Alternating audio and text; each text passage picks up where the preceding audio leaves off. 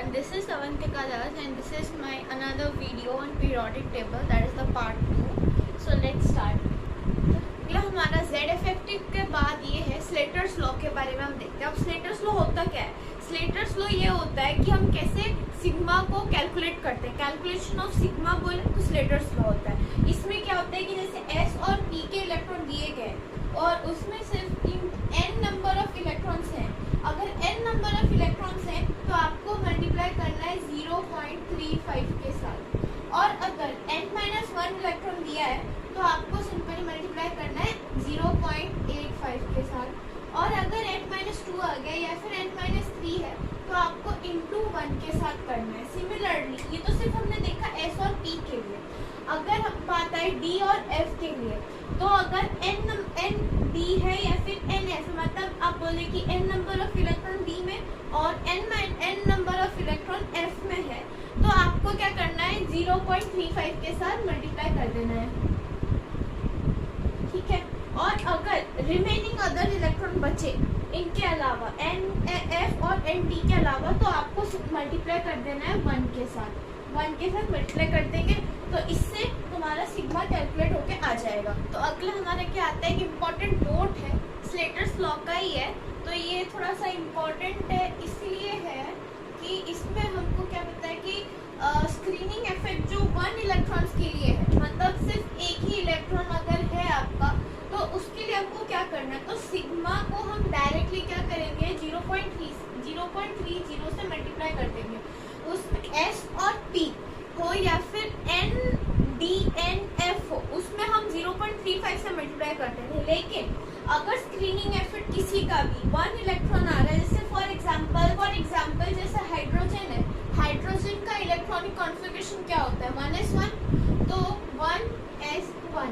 इसमें एक इलेक्ट्रॉन जो है ये तो टेस्ट इलेक्ट्रॉन होता है. तो 1 इलेक्ट्रॉन जो है 1s1 में से वो होता है हमारा टेस्ट इलेक्ट्रॉन. उसको इस टेस्ट इलेक्ट्रॉन को छोड़ के अगर एक इलेक्ट्रॉन है बचता है तो उस केस में हमको 0.30 से मल्टीप्लाई कर देना है. लेकिन इस केस में क्या है, अगर सिर्फ हम हाइड्रोजन दे रहे हैं तो इसमें तो सिर्फ एक ही इलेक्ट्रॉन है और जो एक ही इलेक्ट्रॉन है वही टेस्ट इलेक्ट्रॉन है. इसमें तो एक भी बचा ही नहीं. ठीक है. तो इसमें हम क्या करेंगे, इसमें जो जितना बचा मतलब एक इलेक्ट्रॉन टेस्ट इलेक्ट्रॉन उसको निकाल दो तो उसमें बचे 0 बचे क्योंकि एक इलेक्ट्रॉन बचा ही नहीं. इंटू 0.30 करो यानी कि हमारा कितना आ जाएगा 0 आ जाएगा. ये हमारा सिग्मा आ गया. ठीक है. ऐसे करना है, मतलब एक इलेक्ट्रॉन को छोड़ के जितना बचे.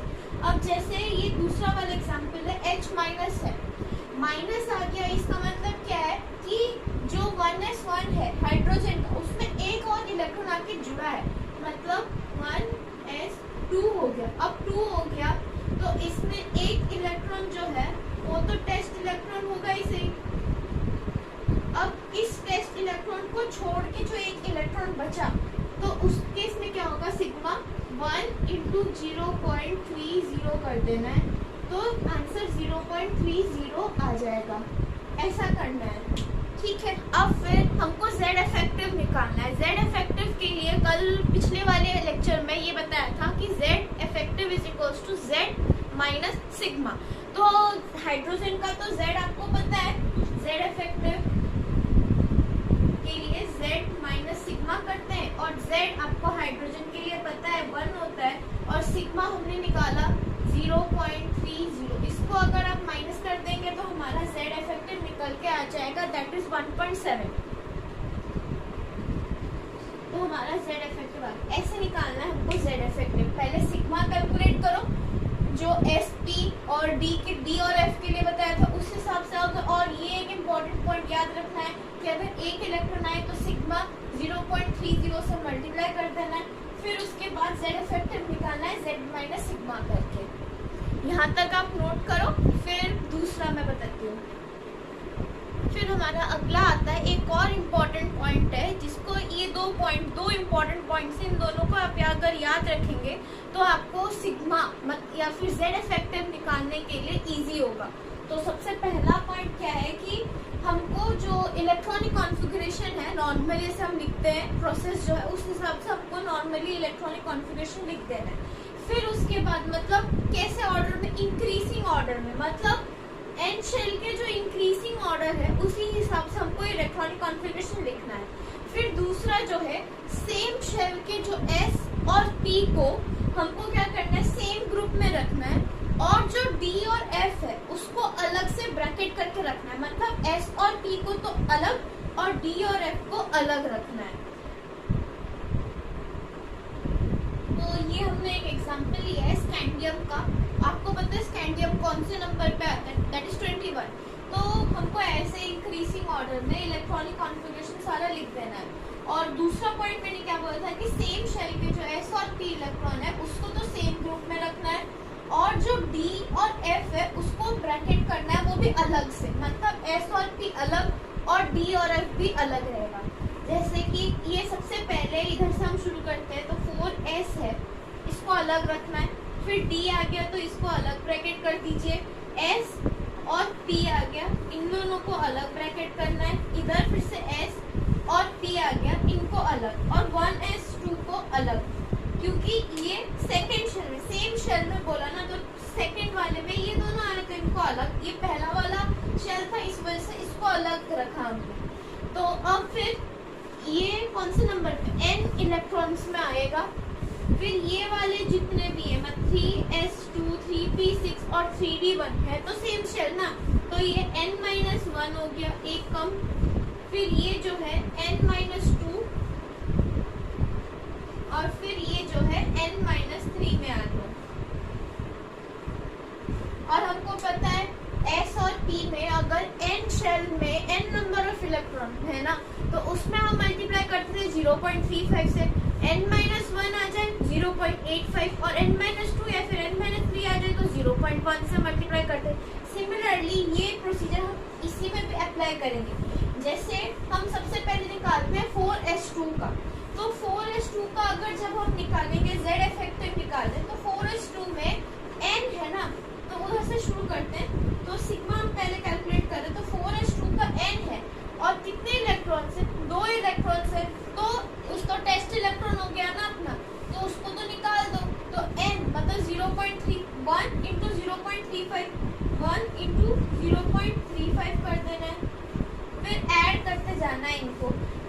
थर्ड शेल में क्या है, इसमें टोटल नंबर ऑफ इलेक्ट्रॉन्स कितने, 6, 7, 8 और 9, n-1 है तो 9 इंटू 0.85 करना है। फिर ऐड करो, ये कितने इलेक्ट्रॉन्स है पूरे, 6, 7, 8, 9, 10 हो गए ना। n-, आप अलग अलग भी लिख सकते हो, 6, 7, 8 इंटू 1 करो, फिर उसमें प्लस करके ये जो 2 इलेक्ट्रॉन्स है, ये 2 इंटू 1 करो, बात तो एक ही हुई, 8 प्लस 2 करो 10 हो जाएगा, इंटू डायरेक्ट 1 कर दो तो टोटल वैसे करके। फिर अगर इनको हम कैलकुलेट करेंगे तो हमारा सिग्मा आ जाएगा 18। अब सिग्मा आ गया, फिर उसके बाद हमको क्या कैलकुलेट करना है, z इफेक्टिव। तो z इफेक्टिव हमको z पता है कितना होता है स्कैंडियम का, 21 और -18, z effective, z minus sigma 21 minus 18, तो हमारे पास कितना आ जाएगा 3। ये तो हमने 4s के हिसाब से निकाला, सिर्फ 4s का। और हम 3 शेल, थर्ड शेल का भी निकाल सकते हैं 3D करके, तब भी 3 आएगा, मतलब z इफेक्टिव इसका 3 ही आएगा। इधर तक आप पहले नोट कीजिए, फिर दूसरा मैं एक और एग्जांपल आपको देती हूँ जो आप करेंगे। ये मैंने आपको एक एग्जांपल दिया है Zn का, इसका उसी सेम मेथड से आप निकाल के देखिए।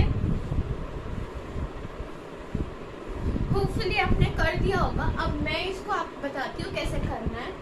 तो हमने इधर Zn का इलेक्ट्रॉनिक कॉन्फ़िगरेशन जैसे पहला स्टेप था उस हिसाब से इंक्रीजिंग ऑर्डर में लिख दिया है। अब हमको ब्रैकेट अलग अलग करना है, मतलब S और P को अलग, तो S को अलग, ये D आ गया ये अलग, और ये सेम शेल के हैं S और P, इनको अलग, और ये सेम शेल के हैं इनको भी अलग, और -2 को भी अलग कर दिया। अब फिर हमारा दूसरा स्टेप क्या था, हमको इधर से शुरू करना है, मतलब नंबरिंग करना है कि कौन सा n में है कौन सा n-1 में। तो ये तो अपना n में है, ये पूरा थर्ड शेल वाला n-1 में आ गया, और ये जो है ये पूरा आ गया हमारा n-2 में, और ये 1 वाला जो है ये आ गया हमारा n-3 में। सिग्मा निकालना है तो सिग्मा के लिए क्या करेंगे हम, तो 4s2 का n है, एक इलेक्ट्रॉन टेस्ट इलेक्ट्रॉन का होता है, बचा एक इलेक्ट्रॉन का 1 इंटू 0.35, फिर ऐड करना इधर कितने टोटल 10 प्लस 6 16 18, तो 18 इंटू n माइनस 1 में 0.85 होता है, प्लस 6 प्लस 2 8 10 टोटली लिख के कर दी, तो क्योंकि इसका भी इंटू 1 से करना है, इसका भी 1 करना है, तो बात तो एक ही हुई, तो 10 इंटू 1 कर देना है। अब इनको सॉल्व करना, ऐड करो 0.35 इंटू 1 तो 0.35 आएगा, 18 को 0.85 से मल्टीप्लाई करेंगे तो 15.5 और प्लस 10 इंटू 1 तो 10 होता है, तो टोटल कैलकुलेट करेंगे तो कितना आएगा, जब हम इनको कैलकुलेट करेंगे तो 25.65 आ जाएगा, 25.65 आ जाएगा। ये हमारा आ गया सिग्मा। अब हमको क्या करना है, जेड इफेक्टिव कैलकुलेट करना है, तो जेड इफेक्टिव के लिए जेड माइनस सिग्मा होता है, तो जेड इफेक्टिव जेड कितना हो गया 30, जेड एन का होता है 30 माइनस सिग्मा हमने निकाला 25.65। अब हम इसको सॉल्व कर देंगे, तो इन दोनों हम कैलकुलेट कर देंगे, माइनस करेंगे तो हमारा आ जाएगा 4.35। ये हमारा जेड इफेक्टिव आ गया 4.35। तो इसमें फिर से दो इम्पोर्टेंट पॉइंट्स हैं कि सबसे ग्रुप और ये पीरियड में होता क्या है, कि जैसे कि ग्रुप में हम फर्स्ट एक ग्रुप ले लें, इसमें होता है हमारा lithium sodium potassium rubidium caesium. इसका जो लिथियम है, जो जेड इफेक्टिव होता है लिथियम का, वो होता है 1.30। लेकिन जैसे कि ये तो इधर से मतलब थर्ड से शुरू करें, सोडियम से लेकर सीजियम तक जो जेड इफेक्टिव है वो कांस्टेंट हो जाता है, दैट इज 2.20। ये थोड़ा सा याद रखना है। और दूसरी बात आती है हमारी पीरियड की, तो जैसे कि हम पीरियड में जाएंगे लेफ्ट टू राइट, मतलब बेरिलियम से फ्लोरीन तक जाएंगे, तो हमारा जो जेड इफेक्टिव है वो 0.65 बढ़ता रहेगा। इधर भी मैंने लिखा है, as we move left to right in a period then z effective increases by 0.65। ये इंपॉर्टेंट पॉइंट है, ये आपको याद रखना है। तो यहाँ तक ये दोनों पॉइंट आप नोट कर लीजिए। फिर एक और इम्पोर्टेंट पॉइंट है, वो मैं बताती हूँ। अगला फिर ये एक इम्पॉर्टेंट पॉइंट है, जैसे हमने देखा था पीरियड में लेफ्ट टू राइट जाते हैं तो 0.65 से इंक्रीज होता है, लेकिन इधर जो ये डी ब्लॉक के ये जो एलिमेंट है SC से लेकर ZN तक, इसमें क्या होता है कि जो Z इफेक्टिव का डिफरेंस होता है ना, वो 0.15 से बढ़ता है। जैसे SC का आपको अगर याद हो, हमने निकाला था Z इफेक्टिव होता है 3, और इसमें हम अगर 0.15 ऐड कर ले तो ये हो जाएगा 3.15। सिमिलरली इसमें भी 0.15 ऐड करना है पूरा Zn तक, और Zn का भी हमने निकाला था, वो होता है 4.35। तो 0.5 ऐड कीजिए और इधर तक हम 4.35 निकाल सकते हैं। और आप उस मेथड से, लंबे वाले मेथड से भी कर सकते हैं, लेकिन ये आपका इजी मेथड है, शॉर्ट ट्रिक बोलिए आप इसको, इससे आपका जल्दी आंसर आ जाएगा। हमारा एक और इम्पॉर्टेंट पॉइंट आता है जो कि नीट पॉइंट ऑफ व्यू से इम्पॉर्टेंट है। तो क्या है ये पॉइंट? ये पॉइंट ये कहता है कि जैसे फॉर सेम शेल है, उसके लिए जो हमारा शील्डिंग इफेक्ट है उसका ऑर्डर क्या होता है? तो उसका ऑर्डर होता है S सबसे ज्यादा शील्डिंग होगा, फिर P, फिर D। अब D और F का सबसे लास्ट में सबसे वीक बोले क्यों होता है? क्योंकि D और F का जो है, मतलब B का वीक होता है, वीक शील्डिंग होती है।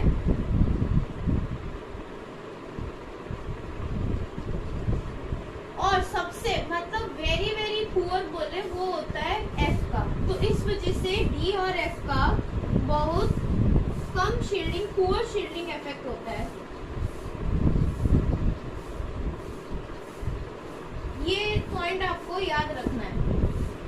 ये वाला पॉइंट आप यहाँ तक का नोट कीजिए, फिर दूसरा टॉपिक पर जाते हैं। फिर अब हमने तो देख लिया कि जेड इफेक्टिव होता क्या है। अब हम पढ़ते हैं एप्लीकेशंस क्या होते हैं जेड इफेक्टिव के, मतलब साइज पे उसका क्या फर्क पड़ता है जेड इफेक्टिव से, ये हम देखेंगे। तो सबसे पहले से हम ग्रुप में देखें टॉप टू बॉटम, हमने वो पॉइंट पे देखा था कि जेड इफेक्टिव जो है कांस्टेंट है, तो इससे अब साइज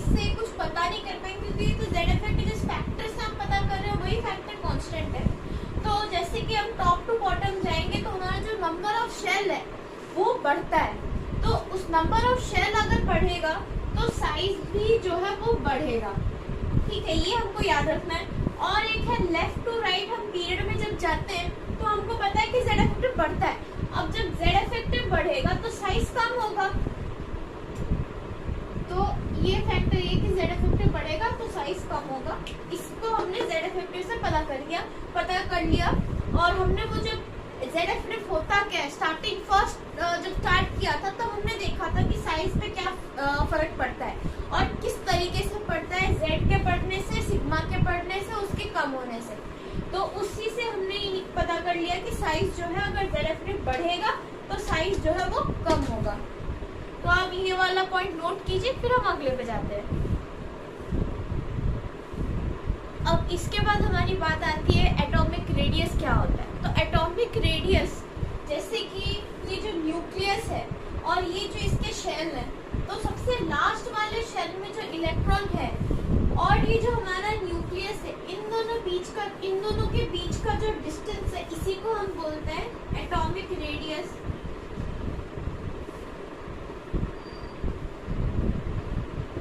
इसी को हम बोलते हैं एटॉमिक रेडियस। अब एटॉमिक रेडियस जो है इसके भी पार्ट्स हैं, 3 पार्ट। एक तो कोवेलेंट रेडियस, मेटालिक रेडियस और वैन डर वाल्स रेडियस। तो हम एक एक करके इसको देखते हैं कि कोवेलेंट क्या होता है, मेटालिक क्या होता है और वैन डर वाल्स क्या होता है। तो हम देख लेते हैं कि एटॉमिक रेडियस का क्या क्या टाइप्स होते हैं। तो सबसे हम क्या लिखें, टाइप ऑफ एटॉमिक रेडियस।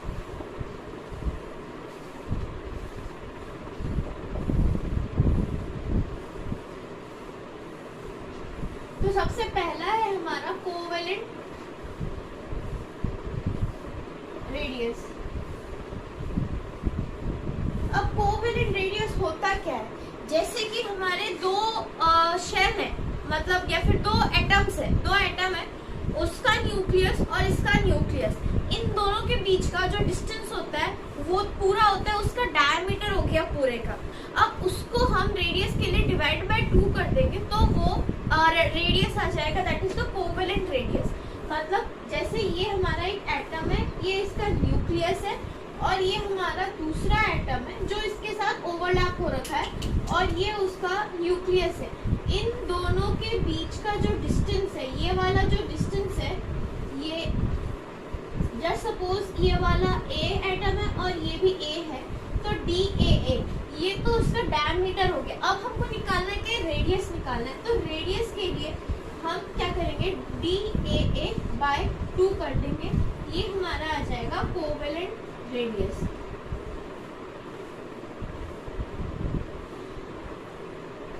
अब हमारा कोवेलेंट रेडियस 2 तरीके के एटम्स में होता है, जैसे कि होमो एटॉमिक और हेटेरो एटॉमिक के लिए फॉर्मूला जो है वो चेंज हो जाता है। तो हम पहले देखते हैं कि होमो एटॉमिक के लिए हम कैसे निकालते हैं कोवेलेंट रेडियस। जैसे होमो एटॉमिक मॉलिक्यूल्स में आते कौन कौन है, जैसे कि F2 हो गया, Cl2 हो गया, Br2 हो गया, Br2। सिंपल बोले तो क्या होता है कि A एटम और A एटम, ये। और हमने देखा था क्या है फॉर्मूला रेडियस का, DAA/2। तो DAA/2 है, तो AA जो है ये होमो एटॉमिक है, तो होमो एटॉमिक के लिए जो है ये DAA/2 हो जाएगा। अब हम देखते हैं हेटेरो एटॉमिक के लिए कैसे निकालना है। तो हेटेरो एटॉमिक मॉलिक्यूल्स हम देखते हैं हेटेरो एटॉमिक मॉलिक्यूल्स के लिए कैसे निकालते हैं। तो हेटेरो एटॉमिक मॉलिक्यूल्स में आते कौन कौन है, जैसे कि HF हो गया, HCl हो गया, HBr हो गया, ये सब जो है हमारा हेटेरो एटॉमिक। मतलब सिंपल में बोले तो DAB। इधर हमने देखा था होमो के लिए DAA था और इधर देखेंगे हेटेरो के लिए DAB हो जाएगा। तो उसके लिए देखते हैं क्या फॉर्मूला होता है। अब हेटेरो एटॉमिक मॉलिक्यूल्स में होते हैं ये सारे HF, HBr हो गया, HCl हो गया, ये मतलब सिंपल हम बोले तो DAB आ जाएगा। अब इसके लिए जो है हम DAA/2 वाला जो हमने फॉर्मूला होमो एटॉमिक के लिए लगाया था वो ऑफ कोर्स नॉट नहीं लगा सकते, क्योंकि वो होमो एटॉमिक के लिए उसमें दोनों एटम सेम थे और उन दोनों के बीच का डिस्टेंस हम निकाल सकते। लेकिन इसमें क्या है, हेटेरो एटॉमिक है, मतलब हाइड्रोजन का जो न्यूक्लियस अलग होगा हाइड्रोजन का, और फ्लोरीन जो है वो अलग है। तो इन दोनों में क्या है कि हम एक फॉर्मूला आता है स्टीवेंसन एंड शूमेकर फॉर्मूला।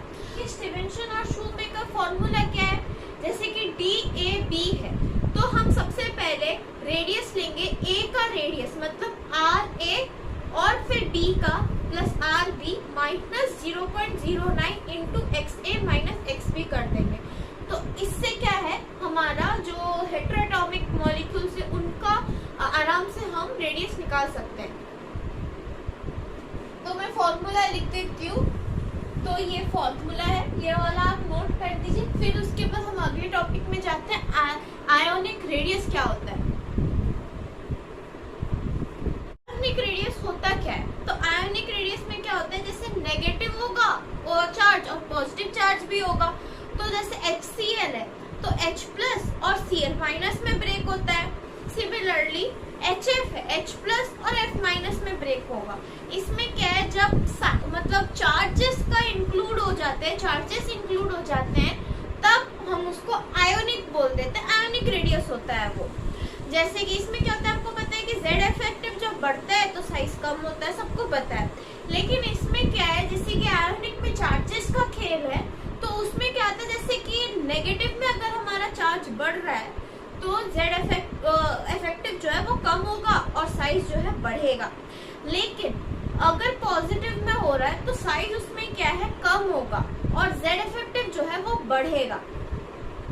तो हम इसको वही लिख देते हैं, मतलब जैसे कि नेगेटिव में charge is directly proportional to size और inversely proportional to positive charge. ये सबसे इम्पोर्टेंट है, ये आपको याद रखना है, इससे क्वेश्चंस हो जाएंगे इजीली। एक और हमारा पॉइंट आता है कि जो distance between carbon single bond सबसे ज्यादा होगा, और मतलब डिस्टेंस बोलो रेडियस बोलो, तो जो रेडियस है कार्बन सिंगल बॉन्ड का वो ज्यादा होगा देन कार्बन डबल बॉन्ड और फिर कार्बन ट्रिपल बॉन्ड से। ये एक चीज आपको याद रखनी है। अगले टाइप का मेटालिक रेडियस। अब मेटालिक रेडियस होता क्या है, मैंने इधर डेफिनेशन लिखा है, तो सबसे पहले ये देख लेते हैं, फिर मैं आपको समझाती हूँ। जैसे कि जो half of the internuclear distance between two adjacent atom of the metal bonded by metallic bond in crystalline lattice structure. Metallic radius होता क्या है कि जैसे कि जो एडजेसेंट एटम है, दो हमारे एडजेसेंट एटम है, उन दोनों के बीच का जो इंटरन्यूक्लियर डिस्टेंस है उसका आधा, जो कि एक मेटल का है और वो बॉन्डेड है मेटालिक बॉन्ड से, किसी भी क्रिस्टलाइन लैटिस से, इसी को हम बोलते हैं मेटालिक रेडियस।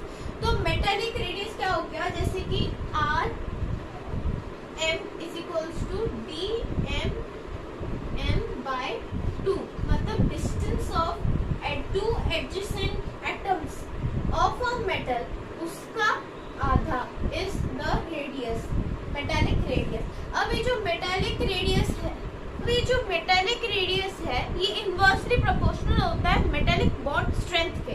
तो मैं ये इधर लिख देती हूँ कि जो मेटालिक रेडियस है, मेटालिक रेडियस है वो इनवर्सली प्रोपोर्शनल होता है मेटालिक बॉन्ड स्ट्रेंथ के।